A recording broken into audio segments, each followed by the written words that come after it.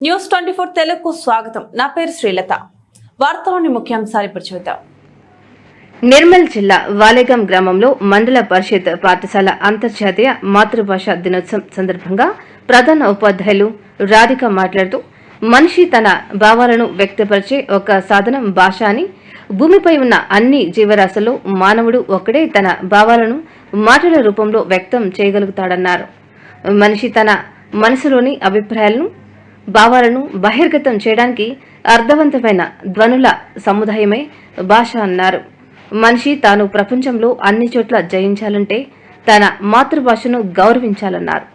అంతకుముందు విద్యార్థుల చేత మాతృభాషపై ప్రదర్శన నిర్వహించారు. అనంతరం పోటీలు నిర్వహించి విద్యార్థులకు బహుమతులు అందించారు. ఈ కార్యక్రమంలో ఉపాధ్యాయులు సోనియా, కవిత, లక్ష్మణ్, విద్యార్థులు పాల్గొన్నారు.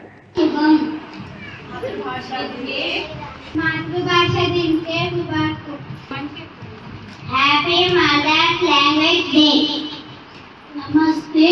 मातृभाषा दिवसाची शुभेच्छा. Thank you.